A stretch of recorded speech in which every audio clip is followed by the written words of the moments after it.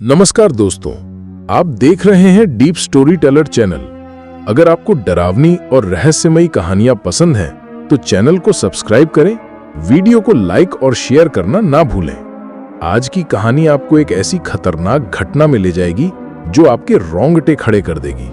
दोस्तों, मेरा नाम अर्जुन है और पेशे से मैं एक ट्रक ड्राइवर हूं। और आज मैं आप लोगों के लिए जो कहानी लेकर आया हूं, वो मेरे इसी ट्रक ड्राइविंग के काम के दौरान मेरे साथ हुई एक ऐसी भयानक घटना की कहानी है जिसने मेरी जिंदगी को हमेशा हमेशा के लिए बदल कर रख दिया।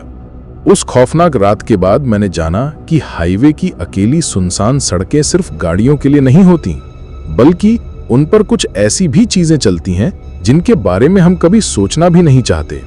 उस एक रात ने मुझे सिखाया कि असली खतरा वो नहीं जो आंखों से दिखता है, बल्कि वो है जो इंसानी भेष में आपके बगल वाली सीट पर आकर बैठ जाता है और आपको पता भी नहीं चलता। आज मैं आपको अपनी जिंदगी की उसी सबसे खौफनाक रात की कहानी सुनाने जा रहा हूं। ये कहानी है मेरी और नंदिता की एक ऐसी बला की जिसे मैंने मदद के इरादे से अपने ट्रक में बिठाया था, पर वो मेरी जिंदगी में अंधेरा बनकर छा गई। ये बात कोई 5-6 साल पहले की है। मैं मध्य प्रदेश के एक छोटे से गांव में अपने बूढ़े माँ बाप और एक छोटी बहन के साथ रहता था। बहन स्कूल में थी और माँ बाप की उम्र हो चली थी, इसलिए घर की सारी जिम्मेदारी मेरे कंधों पर थी। मैं दिन रात मेहनत करके ट्रक चलाता था ताकि परिवार को कोई कमी ना हो। एक रोज मैं शाम को घर लौटा ही था कि मालिक का फोन बजने लगा। उन्होंने कहा, अर्जुन, एक अर्जेंट डिलीवरी है। वाराणसी की एक फैक्ट्री का माल है और कल सुबह सूरज उगने से पहले पहुंचाना है। अभी इसी वक्त निकलना पड़ेगा। अब पेट के लिए तो सब करना पड़ता है। मैंने थकी हुई आंखों पर पानी के छींटे मारे, मां के हाथ की बनी 2 रोटियां खाईं और घर वालों को बताकर निकल पड़ा। फैक्ट्री से ट्रक में माल लोड करवाते करवाते रात के 9 बज चुके थे। जब मैंने मध्य प्रदेश से वाराणसी के लिए अपना सफर शुरू किया तो हाईवे पर गाड़ियां धीरे धीरे कम होने लगी थीं और चारों तरफ एक अजीब सा सन्नाटा पसर रहा था। मैं अकेला था और सफर लंबा था। मन बहलाने के लिए मैंने रेडियो चला लिया। ट्रक अपनी गति से अंधेरे को चीरता हुआ आगे बढ़ रहा था। मैं रीवा पार करके सतना की तरफ बढ़ रहा था। वो हाईवे का एक ऐसा हिस्सा था जहां मीलों तक ना कोई गांव था, ना कोई ढाबा, बस घना अंधेरा और सड़क के दोनों तरफ फैले हुए खेत।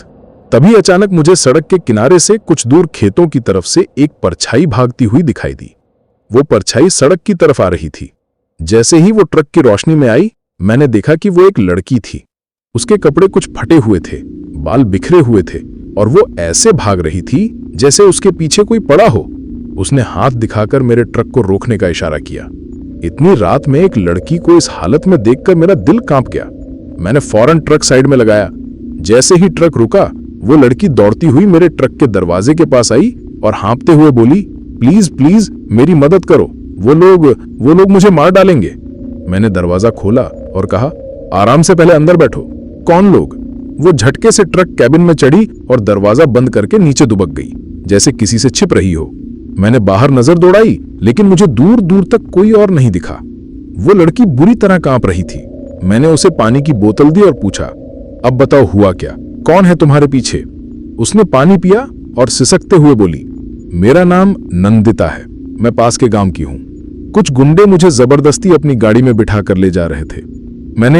मैंने बड़ी मुश्किल से चलती गाड़ी से कूदकर अपनी जान बचाई है। उसकी आंखों में खौफ साफ दिख रहा था। उसकी हालत देखकर किसी भी पत्थर दिल इंसान को तरस आ जाता।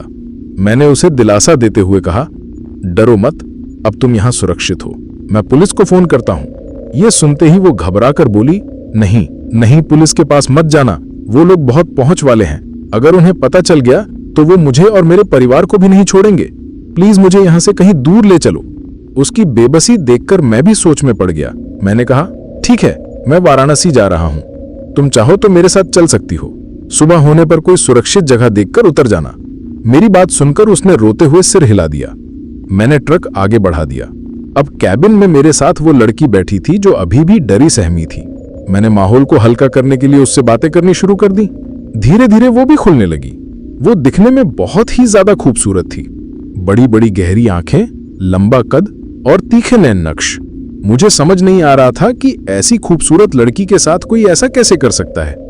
बातों बातों में करीब 1 घंटा गुजर गया। मुझे चाय की तलब महसूस हुई। आगे एक छोटा सा ढाबा दिखा जिसके बाहर कुछ ट्रक खड़े थे। मैंने नंदिता से पूछा, चाय पियोगी? कुछ खा भी लेना, तुम्हारी घबराहट कम हो जाएगी। वो चुप रही तो मैं ट्रक रोककर उसे ढाबे पर ले गया। हम एक कोने की टेबल पर बैठ गए। ढाबे पर एक आवारा कुत्ता भी घूम रहा था। जैसे ही हम बैठे, वो कुत्ता अचानक से हमारी टेबल की तरफ देखकर भौंकने लगा। लेकिन अजीब बात यह थी कि वो मेरी तरफ नहीं, बल्कि सिर्फ और सिर्फ नंदिता की तरफ देखकर भौंक रहा था। मैंने उसे भगाने के लिए हश हश किया, लेकिन वो और जोर से भौंकने लगा। तभी नंदिता ने अपनी बड़ी बड़ी आंखों से उस कुत्ते को घूर कर देखा। उसकी आंखों में एक अजीब सी नफरत थी। उसने कुछ कहा नहीं, बस घूरती रही। और फिर जो हुआ वो देखकर मैं हैरान रह गया। नंदिता के घूरते ही वो कुत्ता अचानक से चुप हो गया। उसने एक दर्द भरी आवाज निकाली, जैसे किसी ने उसे मारा हो, और अपनी दुम दबाकर वहां से भाग खड़ा हुआ। मैंने हैसुजता से नंदिता से पूछा, ये क्या था? वो कुत्ता तुमसे इतना क्यों डर गया? नंदिता ने एक अजीब सी मुस्कान के साथ मेरी तरफ देखा और बोली, जानवरों से मेरी बनती नहीं है, शायद उन्हें मुझसे कोई पुसुजता दुश्मनी है। और फिर वो हंसने लगी। उसकी हंसी मुझे उस वक्त बहुत अजीब और खौफनाक लगी। मैंने अपने मन को समझाया कि शायद ये सिर्फ एक इत्तेफाक होगा। मैंने चाय और पराठे का ऑर्डर दिया। मैंने नंदिता के लिए भी पूछा तो उसने कहा कि उसे भूख नहीं है। चाय पीकर हम वापस ट्रक में आकर बैठ गए। मेरा मन अब थोड़ा बेचैन था। उस कुत्ते वाली घटना मेरे दिमाग में घूम रही थी। मैंने उससे पूछा, तुमने बताया था कि तुम पास के गांव की हो, तो तुम मुझे अपने गांव का रास्ता बता दो, मैं तुम्हें छोड़ आता हूं। यह सुनकर वो फिर से उदास हो गई और बोली, मैं गांव वापस नहीं जा सकती। जिन लोगों से मैं भागी हूं वो वहीं के हैं। अगर मैं वापस गई तो वो मुझे ढूंढ निकालेंगे। मैंने सुना है कि लखनऊ में मेरी एक दूर की सहेली रहती है। अगर आप मुझे लखनऊ बस अड्डा पर छोड़ दें तो शायद मैं उसे ढूंढ सकूं। उसकी कहानी सुनकर मुझे फिर से उस पर दया आ गई। लखनऊ मेरे रास्ते में ही पड़ना था। मैंने कहा, मेरा दिल जोर जोर से धड़कने लगा था। मैं ये सोचकर घबरा रहा था कि जब मेरे घरवाले मुझे एक अनजान लड़की के साथ देखेंगे तो वो क्या कहेंगे।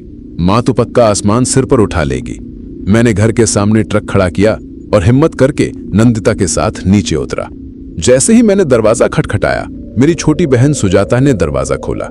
मुझे देखकर उसकी आंखों में चमक आ गई, लेकिन फिर मेरे पीछे खड़ी नंदिता को देखकर उसकी मुस्कान गायब हो गई। वो हैरत सुजाता से हम दोनों को देखने लगी। अंदर से मेरी माँ कावेरी की आवाज आई, कौन है सुजाता? और वो भी बाहर आ गई। माँ ने जैसे ही मुझे एक अनजान खूबसूरत लड़की के साथ देखा, उनकी आंखें गुस्से से लाल हो गई। वो मेरे पास आई और धीमी लेकिन तीखी आवाज में बोली, अर्जुन, ये लड़की कौन है और ये तेरे साथ यहाँ क्या कर रही है? कहां से उठा लाया इसे? मैंने घबराते हुए माँ को नंदिता की वही झूठी कहानी सुनाई कि कैसे कुछ गुंडे इसके पीछे पड़े थे और कैसे मैंने इसकी जान बचाई है और अब बेचारी के पास जाने के लिए कोई जगह नहीं है। मेरे पिताजी गोकुल जी भी बाहर आ गए थे। वो स्वभाव से थोड़े नर्म दिल के थे। नंदिता की कहानी सुनकर उन्हें शायद थोड़ा तरस आ गया, लेकिन मेरी माँ पर कोई असर नहीं हुआ।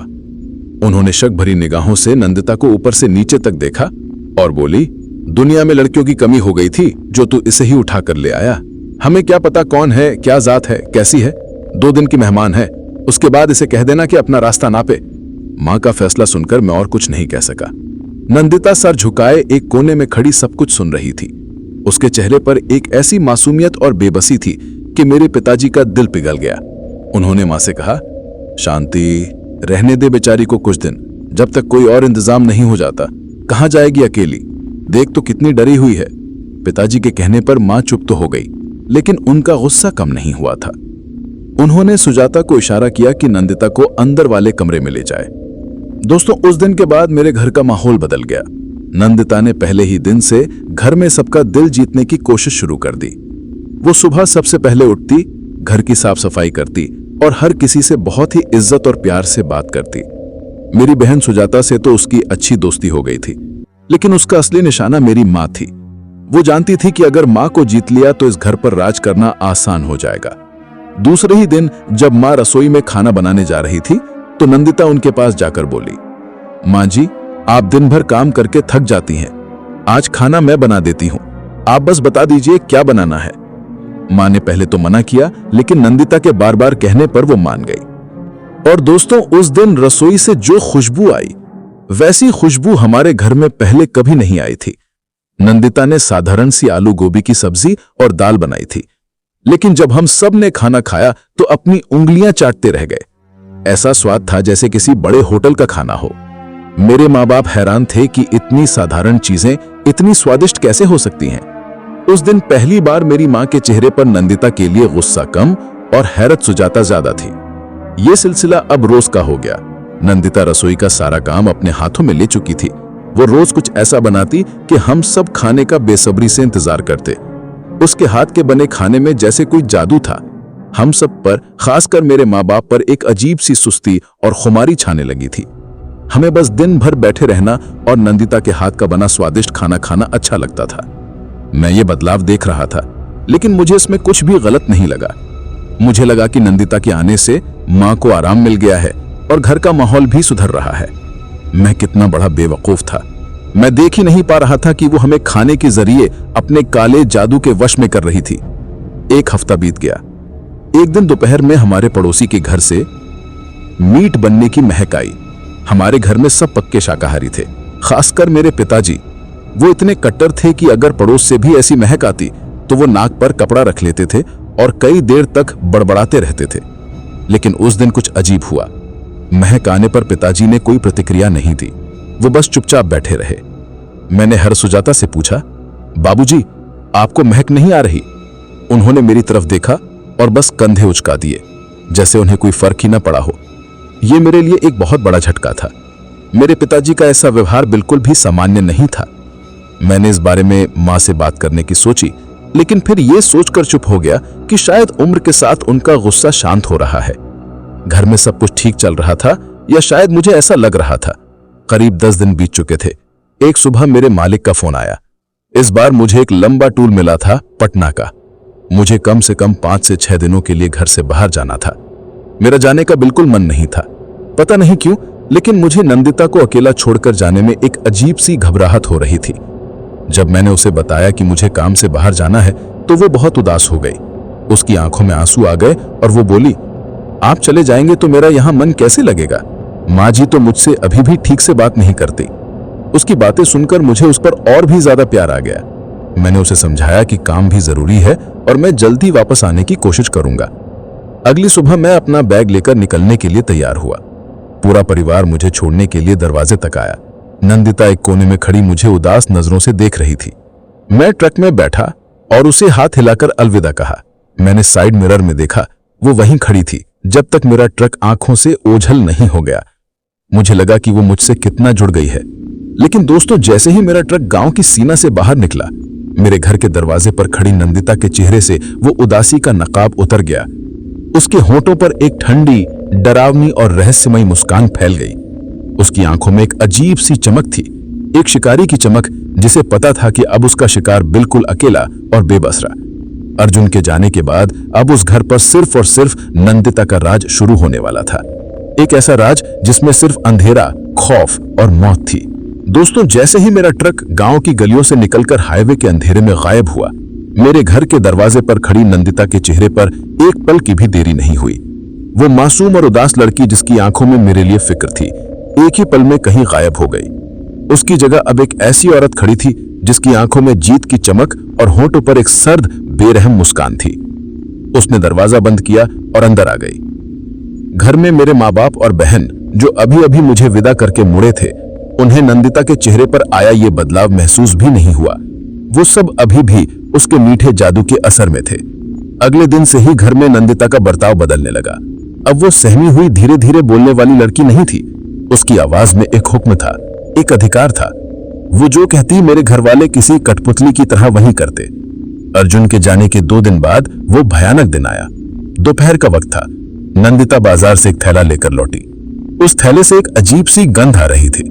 मेरी माँ शांति देवी ने पूछा, नंदिता, इस थैले में क्या है? नंदिता ने मुस्कुराते हुए थैला रसोई में मेज पर रख दिया और बोली, माँ जी, आज मैं आपके लिए कुछ खास बनाऊंगी, ऐसा कुछ जो आपने आज तक नहीं खाया होगा। जब उसने कच्चा मांस निकाला तो मेरी माँ के होश उड़ गए। वो चीख पड़े, अरे अरे, ये क्या कर रही है? ये गंदी चीज हमारे घर में क्यों ले आई? हम शाकाहारी लोग हैं, हमारे घर में ये सब नहीं बनता। माँ ने उसे रोकने की कोशिश की, लेकिन नंदिता अपनी जगह से 1 इंच भी नहीं हिली। उसने बस पलटकर माँ की आंखों में देखा। उसकी निगाहों में इस बार कोई जादू या मिठास नहीं था, उसकी निगाहों में एक सर्द चेतावनी थी, एक ऐसी शक्ति जिसके सामने मेरी मां के पैर कांप गए। नंदिता बोले, माँ जी आप बस देखते जाइए, आज से इस घर में वही बनेगा जो मैं चाहूंगी। उस दिन पहली बार मेरी मां को एहसास हुआ कि कुछ बहुत गलत है, लेकिन तब तक बहुत देर हो चुकी थी। वो और मेरा पूरा परिवार नंदिता के काले जादू के जाल में बुरी तरह फंस चुका था।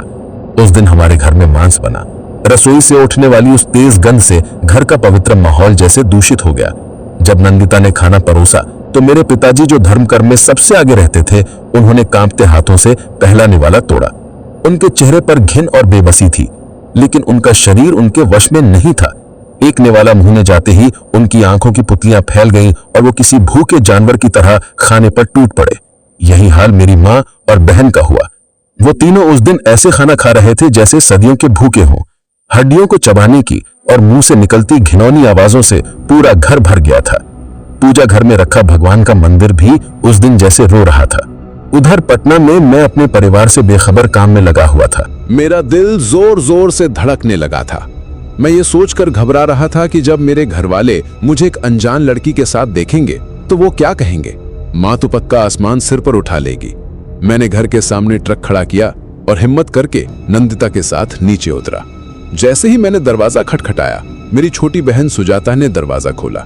मुझे देखकर उसकी आंखों में चमक आ गई, लेकिन फिर मेरे पीछे खड़ी नंदिता को देखकर उसकी मुस्कान गायब हो गई। वो हैरत सुजाता से हम दोनों को देखने लगी। अंदर से मेरी माँ कावेरी की आवाज आई, कौन है सुजाता? और वो भी बाहर आ गई। माँ ने जैसे ही मुझे एक अनजान खूबसूरत लड़की के साथ देखा, उनकी आंखें गुस्से से लाल हो गई। वो मेरे पास आई और धीमी लेकिन तीखी आवाज में बोली, अर्जुन, ये लड़की कौन है और ये तेरे साथ यहाँ क्या कर रही है? कहां से उठा लाया इसे? मैंने घबराते हुए माँ को नंदिता की वही झूठी कहानी सुनाई कि कैसे कुछ गुंडे इसके पीछे पड़े थे और कैसे मैंने इसकी जान बचाई है और अब बेचारी के पास जाने के लिए कोई जगह नहीं है। मेरे पिताजी गोकुल जी भी बाहर आ गए थे। वो स्वभाव से थोड़े नर्म दिल के थे। नंदिता की कहानी सुनकर उन्हें शायद थोड़ा तरस आ गया, लेकिन मेरी मां पर कोई असर नहीं हुआ। उन्होंने शक भरी निगाहों से नंदिता को ऊपर से नीचे तक देखा और बोली, दुनिया में लड़कियों की कमी हो गई थी जो तू इसे ही उठा कर ले आया। हमें क्या पता कौन है, क्या जात है, कैसी है। 2 दिन की मेहमान है, उसके बाद इसे कह देना कि अपना रास्ता नापे। मां का फैसला सुनकर मैं और कुछ नहीं कह सका। नंदिता सर झुकाए एक कोने में खड़ी सब कुछ सुन रही थी। उसके चेहरे पर एक ऐसी मासूमियत और बेबसी थी कि मेरे पिताजी का दिल पिघल गया। उन्होंने मां से कहा, शांति, रहने दे बेचारी को कुछ दिन, जब तक कोई और इंतजाम नहीं हो जाता। कहां जाएगी अकेली? देख तो कितनी डरी हुई है। पिताजी के कहने पर मां चुप तो हो गई, लेकिन उनका गुस्सा कम नहीं हुआ था। उन्होंने सुजाता को इशारा किया कि लेकिन मेरा दिल बहुत बेचैन था। मैं जब भी घर फोन करता तो बातें बहुत अजीब होती। माँ बस हाँ ठीक है, सब ठीक है कहकर फोन काट देती। उनकी आवाज में वो पहले वाली ममता नहीं, बल्कि एक खोखलापन था। मुझे लगा शायद वो मुझसे नाराज है। 5 दिन बाद मेरा काम खत्म हुआ और मैं घर के लिए वापस चल पड़ा। पूरे रास्ते मेरे मन में बुरे बुरे ख्याल आ रहे थे। जब मैं देर रात अपने गांव पहुंचा और घर के सामने ट्रक खड़ा किया तो मुझे बहुत अजीब लगा। पूरा घर अंधेरे में डूबा हुआ था। ऐसा लग रहा था जैसे घर में कोई है ही नहीं। मैंने दरवाजा खटखटाया। काफी देर बाद मेरी बहन सुजाता ने दरवाजा खोला, लेकिन मुझे देखकर उसके चेहरे पर कोई खुशी नहीं थी। वो बस मुझे घूरती रही और फिर चुपचाप एक तरफ हट गई। मैंने जैसे ही घर के अंदर कदम रखा, एक तेज सड़ी हुई गंध ने मेरा स्वागत किया। ये गंध कच्चे और पके हुए मांस की मिलीजुली गंध थी, जिसमें कुछ और भी घिनौनापन था। मेरा सिर चकरा गया। मैं भागकर रसोई में गया। वहां का नजारा देखकर मेरे पैरों तले जमीन खिसक गई। सिंक में और कूड़ेदान में जानवरों की हड्डियां पड़ी थीं। मैं चिल्लाता हुआ माँ बाप के कमरे में गया। माँ, बाबूजी, ये सब क्या है? हमारे घर में ये अपवित्र चीजें कैसे आईं? मेरे माँ बाप बिस्तर पर चुपचाप बैठे थे। उनकी आंखें छत को घूर रही थीं। मेरी माँ ने खाली नजरों से मेरी तरफ देखा और बोली, क्या हुआ? खाना ही तो है। उनके इस जवाब ने मुझे अंदर तक हिला दिया। ये मेरी माँ नहीं हो सकती थी। मैं उनसे बहस करने लगा, चिल्लाने लगा, लेकिन उन पर कोई असर नहीं हुआ। वो किसी पत्थर की मूर्ति की तरह बैठे रहे। तभी नंदिता कमरे में आई। उसके चेहरे पर एक शांत मुस्कान थी। वो मेरे पास आकर बोली, आप आ गए? सफर कैसा रहा? थक गए होंगे, चलिए मैं आपके लिए खाना लगा देती हूँ। उसका ऐसा शांत व्यवहार देखकर मेरा खून खौल गया। मैंने उसका हाथ पकड़कर चिल्लाया, ये सब क्या किया है तुमने मेरे परिवार के साथ? कौन हो तुम? मेरी पकड़ से उसने अपना हाथ ऐसे छुड़ाया जैसे कोई मक्खी हटा रहा हो। उसकी आंखों में अब वो खौफनाक चमक थी। वो बोली, चिल्लाओ मत अर्जुन, तुम्हारे घर वाले अब वही करेंगे जो उन्हें पसंद है और उन्हें अब यही पसंद है। ये कहकर वो मुस्कुराती हुई कमरे से बाहर चली गई। मैं हार कर वहीं जमीन पर बैठ गया। मुझे समझ नहीं आ रहा था कि मेरे घर को ये किसकी नजर लग गई है। उस रात मुझे नींद नहीं आई। मैं अपने कमरे में बेचैनी से चक्कर काट रहा था। आधी रात के करीब मुझे पिछवाड़े के आंगन से कुछ खुरचने की आवाजें आने लगी। मेरा माथा ठनका। मैं दबे पांव खिड़की के पास गया और बाहर झांका। दोस्तों, खिड़की के बाहर जो मंजर मैंने देखा उसे याद करके आज भी मेरी रूह कांप जाती है। चांद की हल्की रोशनी में आंगन के बीचों बीच नंदिता खड़ी थी। उसके बाल खुले हुए थे और हवा में लहरा रहे थे। वो कोई भयानक मंत्र बुदबुदा रही थी और उसके सामने मेरे माँ, मेरे पिता और मेरी छोटी बहन सुजाता तीनों घुटनों के बल बैठे थे। वो किसी समाधि में लीन भक्त की तरह नहीं, बल्कि किसी जानवर की तरह बैठे थे और वो अपने नंगे हाथों से जमीन खोद रहे थे। उनके नाखून मिट्टी और खून से सने हुए थे। वो जमीन से कीड़े मकोड़े और हड्डियां निकालकर खा रहे थे। नंदिता बीच बीच में एक काले कपड़े की पोटली से मांस के कच्चे खून से सने लोथड़े निकालती और उनकी तरफ फेंकती, और मेरे घर वाले किसी भूखे कुत्ते की तरह उन पर झपट पड़ते। चांद की रोशनी में नंदिता का असली रूप दिख रहा था। उसकी परछाई जो दीवार पर पड़ रही थी वो किसी इंसान की नहीं, बल्कि एक लंबे लंबे नाखूनों और सींगों वाले किसी भयानक दैत्य की थी। मैं ये सब देखकर जम गया था। मेरी सांसें मेरे गले में अटक गई थीं। मैं चीखना चाहता था, लेकिन मेरे मुंह से आवाज नहीं निकल रही थी। मुझे एक पल में सब समझ आ गया। ये लड़की जिसे मैं एक बेसहारा इंसान समझकर घर ले आया था, वो कोई इंसान नहीं थी। वो एक डायन थी, एक पिशाचिनी थी, जिसने मेरे पूरे परिवार को अपने वश में कर लिया था। मैं डर के मारे खिड़की से पीछे हटा और जमीन पर गिर पड़ा। मेरे कानों में नंदिता के वो भयानक मंत्र और मेरे अपने परिवार वालों की वो जानवरों जैसी आवाजें गूंज रही थीं। उस रात मुझे यकीन हो गया था कि मैं और मेरा परिवार अब एक जिंदा जहन्नम में कैद हो चुके हैं। दोस्तों, पिछली रात खिड़की से वो भयानक मंजर देखने के बाद मैं पूरी रात एक पल के लिए भी सो नहीं पाया। मैं अपने ही कमरे में एक कैदी की तरह दुबका हुआ था। मेरे कानों में बार बार नंदिता के वो घिनौने मंत्र और मेरे अपने परिवार की वो जानवरों जैसी आवाजें गूंज रही थीं। हर आहट पर मेरा दिल उछलकर हलक में आ जाता। लगता कि अभी नंदिता दरवाजा खोलकर अंदर आ जाएगी और मुझे भी घसीटकर उस भयानक पूजा में शामिल कर लेगी। सुबह हुई, लेकिन सूरज की रोशनी मेरे घर के अंदर फैले अंधेरे को कम नहीं कर सकी। जब मैं डरते डरते कमरे से बाहर निकला तो मैंने देखा कि घर में सब कुछ सामान्य था। न आंगन में खुदी हुई मिट्टी का कोई निशान था, न मेरे परिवार वालों के कपड़ों या नाखूनों में कोई गंदगी। वो सब ऐसे व्यवहार कर रहे थे जैसे पिछली रात कुछ हुआ ही नहीं था। ये बात और भी ज्यादा डरावनी थी। इसका मतलब था कि नंदिता का जादू इतना शक्तिशाली था कि वो अपने पीछे कोई सबूत नहीं छोड़ता था। मेरे घर वाले नाश्ते की मेज पर बैठे थे, लेकिन वो एक दूसरे से बात नहीं कर रहे थे। उनकी आंखें खाली थीं, जैसे उनकी आत्मा किसी ने खींच ली हो। तभी नंदिता रसोई से बाहर आई। उसने मुझे देखा और मुस्कुराई, लेकिन इस बार उसकी मुस्कान में कोई मिठास नहीं थी। वो एक धमकी थी। वो मेरे पास आई और धीमी फुसफुसाती हुई आवाज में बोली, रात को नींद अच्छी आई अर्जुन? मैं उसकी आंखों में देखकर कांप गया। उसने आगे कहा, अब इस घर में रोज रात को यही होगा। चुपचाप एक कोने में पड़े रहो और जो हो रहा है उसे होने दो। अगर तुमने किसी को कुछ बताने की या होशियारी दिखाने की कोशिश की तो याद रखना, तुम्हारे प्यारे परिवार का अगला निवाला तुम बनोगे। ये कहकर वो चली गई। उसके शब्द मेरे कानों में झर की तरह घुल गए। मैं समझ गया था कि मैं फंस चुका हूं। मैं इस घर से भाग नहीं सकता था, क्योंकि मेरे परिवार की जान दांव पर लगी हुई थी। नंदिता ने उन्हें मेरा ही बंधक बना लिया था। अब मेरे पास चुप रहने और सही मौके का इंतजार करने के अलावा कोई चारा नहीं था। मैंने उसके सामने ऐसा दिखाना शुरू कर दिया जैसे मैं बहुत डर गया हूं और अब मैं कुछ नहीं करूंगा। मैं दिन भर अपने कमरे में बंद रहता, बस ये देखने के लिए कि वो क्या करती है। मुझे ये जानना था कि उसकी शक्ति का ऐसा स्रोत क्या है। वो कौन सी चीज है जिसके जरिए वो मेरे पूरे परिवार को अपनी उंगलियों पर नचा रही है। 2 दिन बाद मुझे मौका मिला। उस दिन दोपहर में नंदिता ने कहा कि वो पास के जंगल में किसी जरूरी जड़ी बूटी के लिए जा रही है। उसके जाने के बाद मैंने हिम्मत जुटाई। मेरे पास ज्यादा वक्त नहीं था। मैं सीधा उस कमरे में गया जिसमें नंदिता ने अपना डेरा जमाया हुआ था। वो कमरा जो पहले मेरी बहन सुजाता का था। कमरे में एक अजीब सी सीलन और किसी जंगली फूल की तेज गंध भरी हुई थी। मैंने कांपते हाथों से उसका सामान टटोलना शुरू किया। मैंने उसकी छोटी सी अटैची देखी, बिस्तर के नीचे झांका, लेकिन मुझे कुछ नहीं मिला। तभी मेरी नजर एक पुसुजाता लकड़ी की संदूकची पर पड़ी, जो सुजाता अपनी गुड़िया और खिलौनों के लिए इस्तेमाल करती थी। मैंने उसे खोला। अंदर कपड़ों के नीचे मुझे एक और छोटा सा नक्शकाचीदार लकड़ी का बक्सा मिला। वो बक्सा बहुत पुराना लग रहा था। मेरा दिल जोर जोर से धड़क रहा था। मैंने बक्सा खोला और अंदर जो चीज रखी थी उसे देखकर मेरी आत्मा कांप उठी। बक्से के अंदर एक खून जैसे लाल रंग के कपड़े की पोटली रखी थी। मेरे हाथ कांप रहे थे, लेकिन मैंने उस पोटली की गांठ खोली। पोटली के खुलते ही अंदर से जो चीजें निकली वो मेरी सोच से भी ज्यादा भयानक थी। उसके अंदर काले कपड़े और पुआल से बनी 4 छोटी छोटी घिनौनी गुड़िया थी। उन गुड़ियों को देखते ही मैं पहचान गया, वो मेरे परिवार का प्रतीक थी। एक गुड़िया मेरे पिता जैसी थी, एक माँ जैसी और एक मेरी बहन सुजाता जैसी। उन तीनों गुड़ियों पर मेरे परिवार वालों के असली बाल का एक एक गुच्छा कसकर बांधा हुआ था।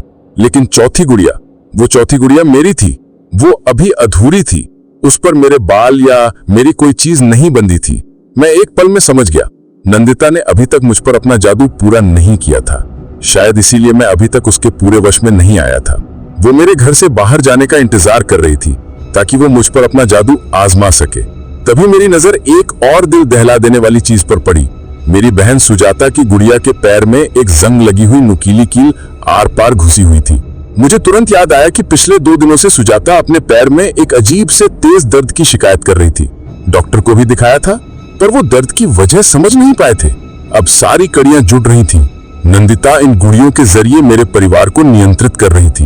ये कोई मामूली टोना टोटका नहीं था, ये एक बहुत ही खतरनाक और शक्तिशाली काला जादू था और मैं उसका अगला शिकार था। तभी मुझे बाहर से नंदिता के कदमों की आहट सुनाई दी। वो वापस आ रही थी। मैं बुरी तरह घबरा गया। मैंने जल्दी जल्दी वो पोटली और बक्सा वापस वैसे ही संदूकची में रखा जैसे वो थे। मैं नहीं चाहता था कि उसे जरा सा भी शक हो। मैं दौड़कर अपने कमरे में घुस गया और दरवाजा बंद कर लिया। मेरा पूरा शरीर डर से कांप रहा था, लेकिन मेरा दिल बहुत बेचैन था। मैं जब भी घर फोन करता तो बातें बहुत अजीब होती। माँ बस हाँ ठीक है, सब ठीक है कहकर फोन काट देती। उनकी आवाज में वो पहले वाली ममता नहीं, बल्कि एक खोखलापन था। मुझे लगा शायद वो मुझसे नाराज हैं। 5 दिन बाद मेरा काम खत्म हुआ और मैं घर के लिए वापस चल पड़ा। पूरे रास्ते मेरे मन में बुरे बुरे ख्याल आ रहे थे। जब मैं देर रात अपने गांव पहुंचा और घर के सामने ट्रक खड़ा किया तो मुझे बहुत अजीब लगा। पूरा घर अंधेरे में डूबा हुआ था। ऐसा लग रहा था जैसे घर में कोई है ही नहीं। मैंने दरवाजा खटखटाया। काफी देर बाद मेरी बहन सुजाता ने दरवाजा खोला, लेकिन मुझे देखकर उसके चेहरे पर कोई खुशी नहीं थी। वो बस मुझे घूरती रही और फिर चुपचाप एक तरफ हट गई। मैंने जैसे ही घर के अंदर कदम रखा, एक तेज सड़ी हुई गंध ने मेरा स्वागत किया। ये गंध कच्चे और पके हुए मांस की मिलीजुली गंध थी, जिसमें कुछ और भी घिनौनापन था। मेरा सिर चकरा गया। मैं भागकर रसोई में गया। वहां का नजारा देखकर मेरे पैरों तले जमीन खिसक गई। सिंक में और कूड़ेदान में जानवरों की हड्डियां पड़ी थीं। मैं चिल्लाता हुआ माँ बाप के कमरे में गया। माँ, बाबूजी, ये सब क्या है? हमारे घर में ये अपवित्र चीजें कैसे आईं? मेरे माँ बाप बिस्तर पर चुपचाप बैठे थे। उनकी आंखें छत को घूर रही थीं। मेरी माँ ने खाली नजरों से मेरी तरफ देखा और बोली, क्या हुआ? खाना ही तो है। उनके इस जवाब ने मुझे अंदर तक हिला दिया। ये मेरी माँ नहीं हो सकती थी। मैं उनसे बहस करने लगा, चिल्लाने लगा, लेकिन उन पर कोई असर नहीं हुआ। वो किसी पत्थर की मूर्ति की तरह बैठे रहे। तभी नंदिता कमरे में आई। उसके चेहरे पर एक शांत मुस्कान थी। वो मेरे पास आकर बोली, आप आ गए? सफर कैसा रहा? थक गए होंगे, चलिए मैं आपके लिए खाना लगा देती हूँ। उसका ऐसा शांत व्यवहार देखकर मेरा खून खौल गया। मैंने उसका हाथ पकड़कर चिल्लाया, ये सब क्या किया है तुमने मेरे परिवार के साथ? कौन हो तुम? मेरी पकड़ से उसने अपना हाथ ऐसे छुड़ाया जैसे कोई मक्खी हटा रहा हो। उसकी आंखों। अब मैं जानता था कि मेरे पास वक्त बहुत कम है। अगर मैंने कुछ नहीं किया तो वो जल्द ही मेरी गुड़िया को भी पूरा कर लेगी और फिर मैं भी अपने परिवार की तरह एक जिंदा लाश बनकर रह जाऊंगा। पर मैं क्या करता? किसके पास जाता? पुलिस को बताता तो वो मुझे पागल समझते, दोस्तों को बताता तो वो मेरा मजाक उड़ाते। तभी मेरे दिमाग में एक धुंधली सी याद आई। हमारे गांव के बाहर नदी के पास एक पुराना वीरान सा शिव मंदिर है। गांव वाले कहते हैं कि वहां एक तांत्रिक रहता है। लोग उसे पागल समझते हैं और उससे दूर ही रहते हैं। बच्चे उसे देखकर डरते हैं, लेकिन आज वो पागल समझा जाने वाला तांत्रिक ही मेरी आखिरी उम्मीद था। मैंने फैसला कर लिया, मुझे किसी भी तरह इस घर से, इस कैद से निकलकर उस तांत्रिक तक पहुंचना होगा, चाहे इसके लिए मुझे अपनी जान ही क्यों ना जोखिम में डालनी पड़े। मैंने अपनी खिड़की से बाहर झांका। दूर गांव के उस पार मुझे उस पुराने मंदिर का शिखर हल्का हल्का दिखाई दे रहा था। वहीं थी मेरी आखिरी उम्मीद। अब सवाल यह था कि मैं नंदिता की नजरों से बचकर वहां तक पहुंचूंगा कैसे। दोस्तों, उस रात के बाद मेरे लिए हर पल एक सदी जैसा था। मैं एक ऐसे घर में कैद था जहां मेरा अपना परिवार ही मेरा दुश्मन बन चुका था और उनकी लगाम एक खून की प्यासी डायन के हाथ में थी। मैं जानता था कि अगर मैं वहीं रहा तो मेरी मौत निश्चित है। मुझे उस तांत्रिक तक पहुंचना ही होगा। मैंने एक योजना बनाई। ये एक बहुत ही जोखिम भरा कदम था, लेकिन मेरे पास कोई और चारा नहीं था। अगली सुबह मैंने अपने चेहरे पर घबराहट और परेशानी का भाव लाया और नंदिता के पास गया। मेरे घर वाले पास में ही पत्थर की मूर्तियों की तरह बैठे थे। मैंने कांपती आवाज में कहा, नंदिता, ट्रक स्टार्ट नहीं हो रहा है। लगता है उसकी बैटरी खराब हो गई है। मुझे शहर जाकर नई बैटरी लानी पड़ेगी। नंदिता ने अपनी सर्द निगाहें मुझ पर गड़ा दी। वो मुझे ऐसे घूर रही थी जैसे मेरी आत्मा के आर पार देख रही हो। एक पल के लिए मुझे लगा कि वो मेरा झूठ पकड़ लेगी। उसने शक भरी आवाज में पूछा, अचानक से ट्रक को क्या हो गया? कल तक तो ठीक था। मैंने हिम्मत बनाए रखी और ट्रक के किसी पुर्जे का नाम लेते हुए उसे समझाने की कोशिश की। कभी कभी ऐसा हो जाता है, अगर इसे ठीक नहीं करवाया तो मालिक नौकरी से निकाल देगा, फिर हम सब खाएंगे क्या? शायद मेरी आखिरी बात उसे कुछ ठीक लगी। वो जानती थी कि अगर मैं काम नहीं करूंगा तो उसका यहाँ रहने का मकसद भी अधूरा रह जाएगा। उसने कुछ देर सोचा, फिर एक खतरनाक मुस्कान के साथ बोली, ठीक है जाओ, लेकिन याद रखना तुम्हारे पास सिर्फ 2 घंटे हैं। अगर 2 घंटे में वापस नहीं लौटे तो मैं तुम्हारी बहन की गुड़िया से वो कील निकालकर उसके दिल में चुभो दूंगी। उसकी ये धमकी सुनकर मेरा खून जम गया। अब ये सिर्फ एक दौड़ नहीं थी, ये मेरी बहन की जिंदगी का सवाल था। मैं सिर हिलाकर तुरंत घर से बाहर निकला और अपने ट्रक की तरफ भागा। मैंने ऐसा दिखाया जैसे मैं उसे ठीक करने की कोशिश कर रहा हूं। फिर अपनी साइकिल उठाई और शहर की तरफ जाने के बजाय गांव के बाहर वाले उस वीरान रास्ते की तरफ मुड़ गया जो पुराने शिव मंदिर की ओर जाता था। पूरी ताकत से साइकिल चलाते हुए भी मुझे ऐसा लग रहा था जैसे नंदिता की आंखें मेरी पीठ पर चिपकी हुई हैं। हर पेड़, हर झाड़ी के पीछे मुझे उसकी परछाई नजर आ रही थी। डर के मारे मेरा पूरा शरीर पसीने से भीग गया था। आखिरकार मैं उस पुराने खंडहर जैसे शिव मंदिर के पास पहुंचा। मंदिर के पीछे एक छोटी सी कच्ची झोपड़ी बनी थी जिससे हल्का हल्का धुआं निकल रहा था। मैं समझ गया, यही तांत्रिक का ठिकाना है। मैंने साइकिल फेंकी और झोपड़ी के दरवाजे पर जाकर आवाज लगाई, कोई है क्या? अंदर कोई है? कुछ देर कोई जवाब नहीं आया। फिर अचानक झोपड़ी का दरवाजा खुला और अंदर से एक शख्स बाहर निकला।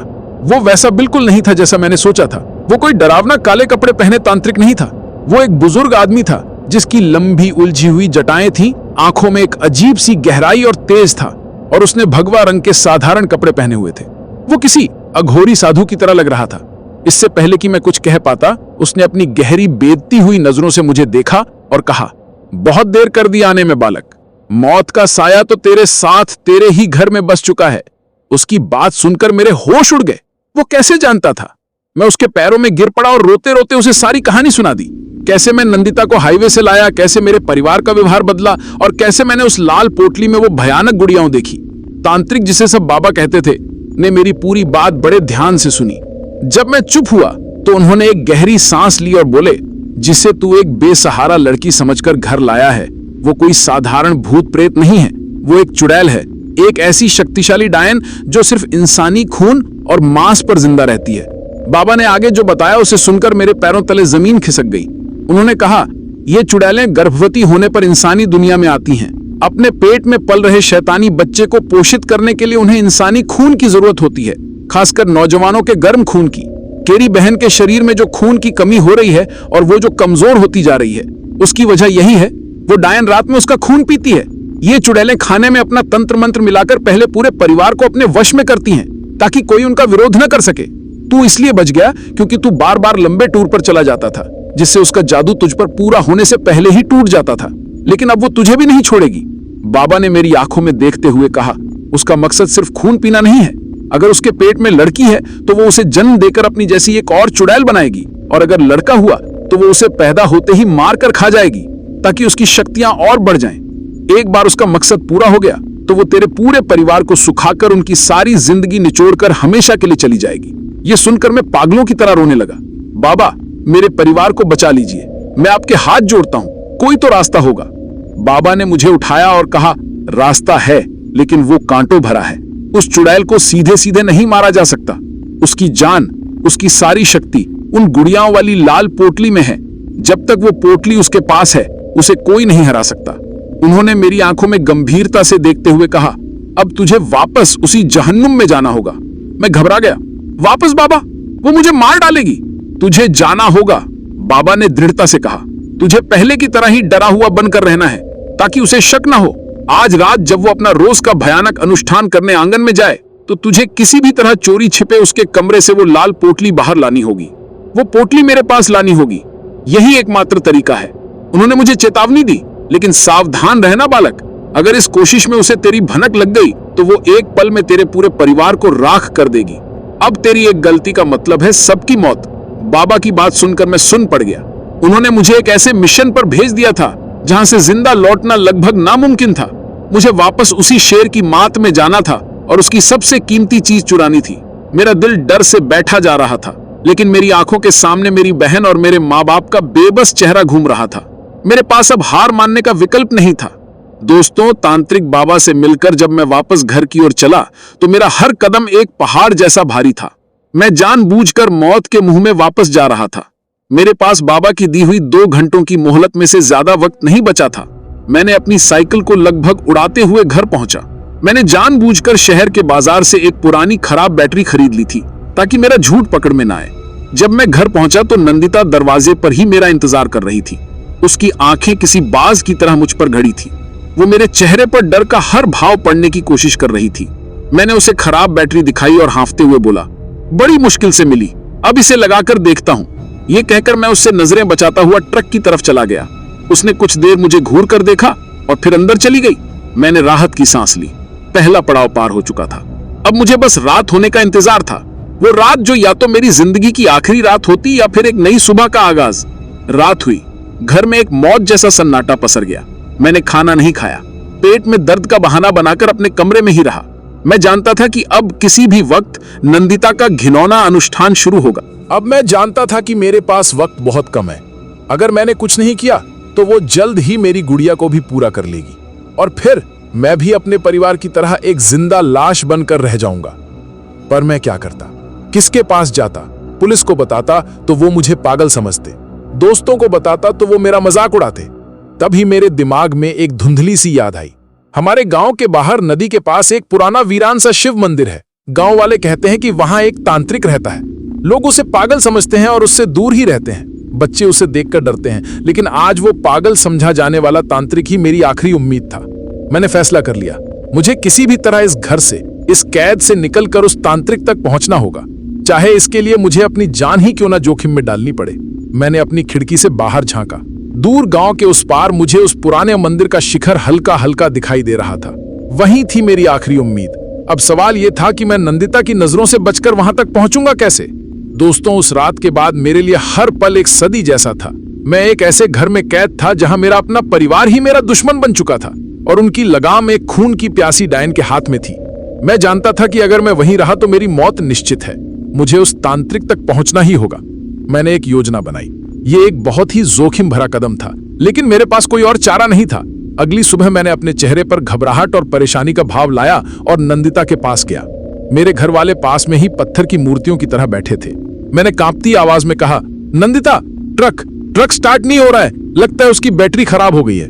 मुझे शहर जाकर नई बैटरी लानी पड़ेगी। नंदिता ने अपनी सर्द निगाहें मुझ पर गड़ा दी। वो मुझे ऐसे घूर रही थी जैसे मेरी आत्मा के आर पार देख रही हो।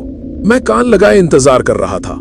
आधी रात के करीब मुझे पिछवाड़े से वही धीमी मंत्र जैसी आवाजें आने लगी। मेरा दिल उछलकर मेरे मुंह में आ गया। यही मौका था। मैं एक चोर की तरह बिना आवाज किए अपने कमरे से बाहर निकला। घर के अंदर घुप अंधेरा था। हर परछाई मुझे नंदिता का साया लग रही थी। मैं दबे पांव उसकी बहन वाले कमरे की तरफ बढ़ा जहां उसने अपना अड्डा बनाया हुआ था। मैंने धीरे से दरवाजा खोला। अंदर वहीं सीलन और जंगली फूलों की अजीब महक भरी हुई थी। मेरी नजरें सीधी उस पुसुजाता संदूकची पर गईं। मेरा पूरा शरीर डर से कांप रहा था, लेकिन मेरी आंखों के सामने मेरी बहन का दर्द से तड़पता चेहरा था। मैंने संदूकची खोली, लकड़ी का बक्सा निकाला और उसमें से वो खून जैसी लाल पोटली उठा ली। जैसे ही मैंने उस पोटली को छुआ, मुझे ऐसा लगा जैसे किसी ने मेरे हाथ पर जलता हुआ कोयला रख दिया हो। उसमें से एक अजीब सी नकारात्मक ऊर्जा निकल रही थी। मैंने उसे अपनी कमीज के अंदर छिपाया और वापस मुड़ने लगा। दोस्तों, मैं जैसे ही पलटा, मेरे खून ने जैसे जमना बंद कर दिया। दरवाजे पर नंदिता खड़ी थी। वो आंगन में नहीं गई थी, वो यहीं थी, मेरा इंतजार कर रही थी। शायद उसे मुझ पर पहले से ही शक था। उसकी आंखें गुस्से से लाल अंगारों की तरह चमक रही थी। उसका खूबसूरत चेहरा बिगड़ने लगा था।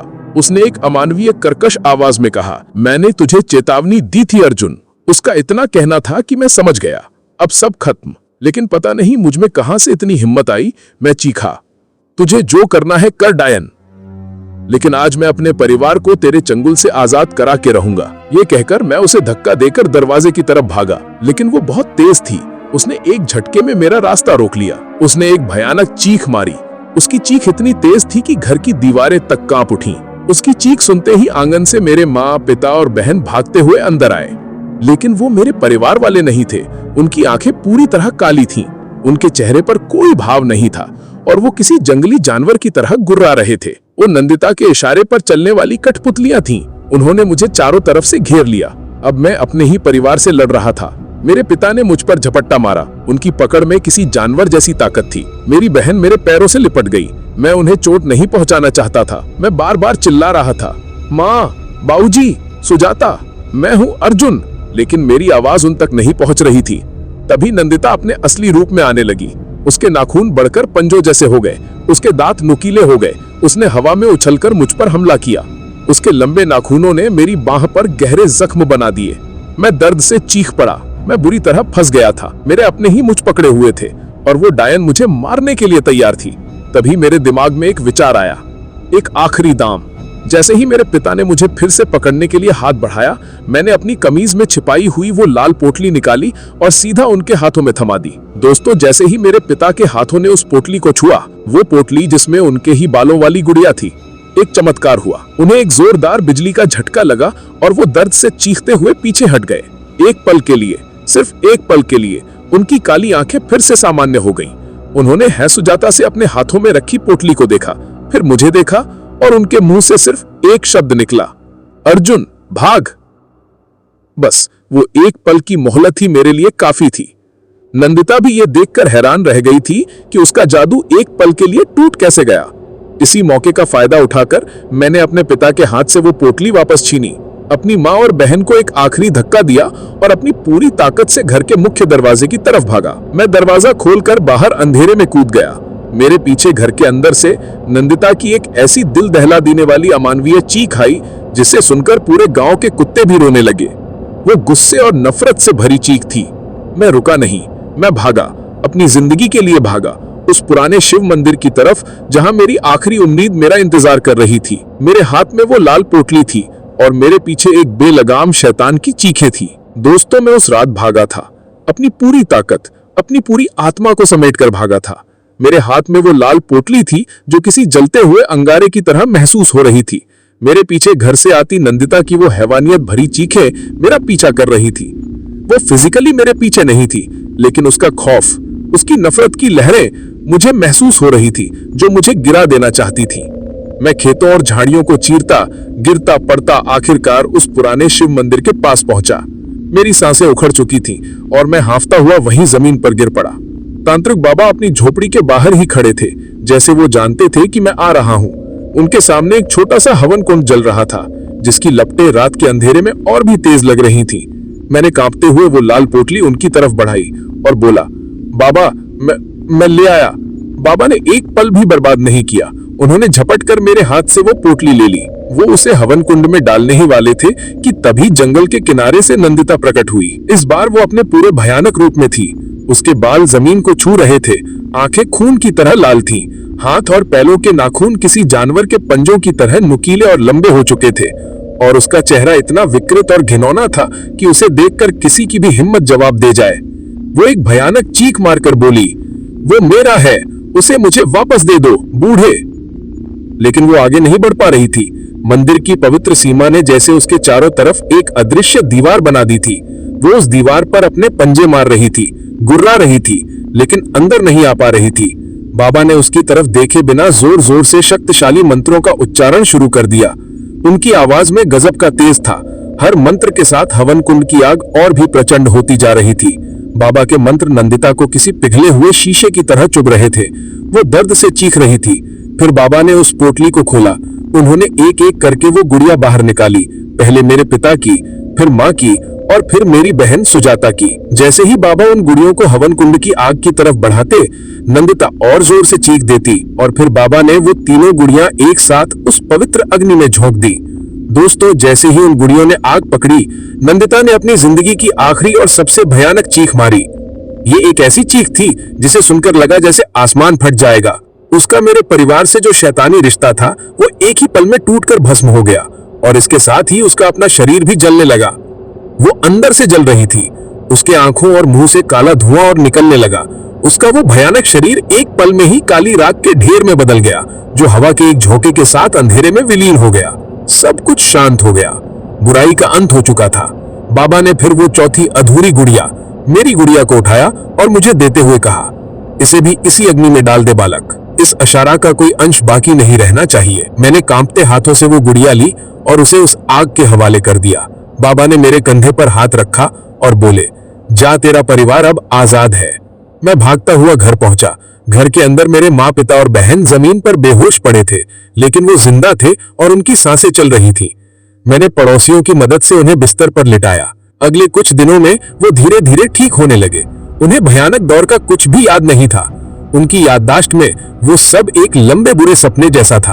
उन्हें बस इतना याद था कि नंदिता नाम की एक लड़की कुछ दिन घर पर रही और फिर अचानक चली गई। वो शारीरिक रूप से बहुत कमजोर हो गए थे, लेकिन वो जिंदा थे और वो अब मेरे अपने परिवार थे।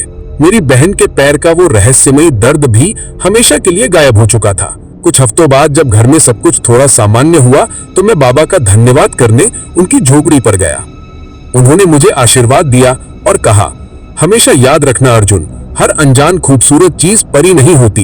इंसानियत दिखाना अच्छी बात है, पर किसी पर भी अंधा विश्वास करना मूर्खता है, खासकर इन सुनसान सड़कों पर जहां दिन के उजाले में भी न जाने कितने गहरे और काले राज दफन होते हैं। दोस्तों, उस घटना को कई साल बीत चुके हैं।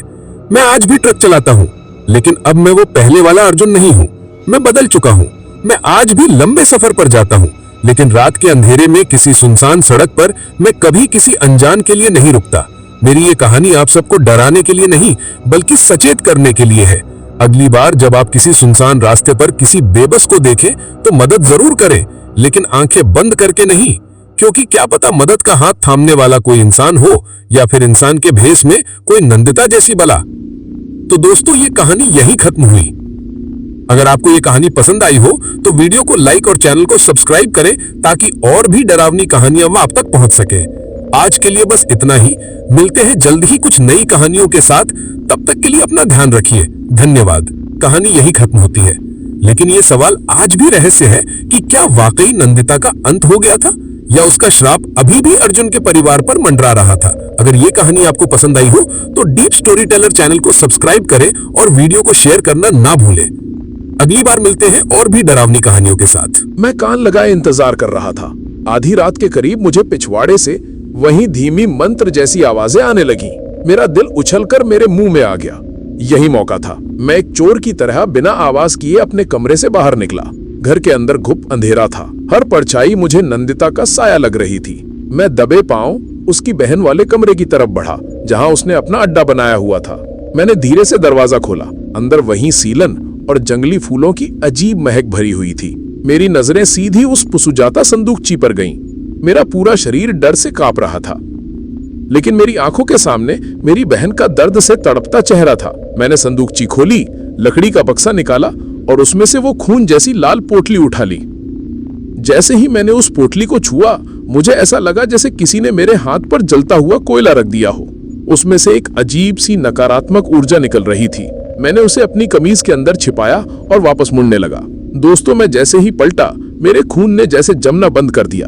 दरवाजे पर नंदिता खड़ी थी। वो आंगन में नहीं गई थी, वो यहीं थी, मेरा इंतजार कर रही थी। शायद उसे मुझ पर पहले से ही शक था। उसकी आंखें गुस्से से लाल अंगारों की तरह चमक रही थी। उसका खूबसूरत चेहरा बिगड़ने लगा था। उसने एक अमानवीय कर्कश आवाज में कहा, मैंने तुझे चेतावनी दी थी अर्जुन। उसका इतना कहना था कि मैं समझ गया, अब सब खत्म। लेकिन पता नहीं मुझ में कहां से इतनी हिम्मत आई। मैं चीखा, तुझे जो करना है कर डायन, लेकिन आज मैं अपने परिवार को तेरे चंगुल से आजाद करा के रहूंगा। ये कहकर मैं उसे धक्का देकर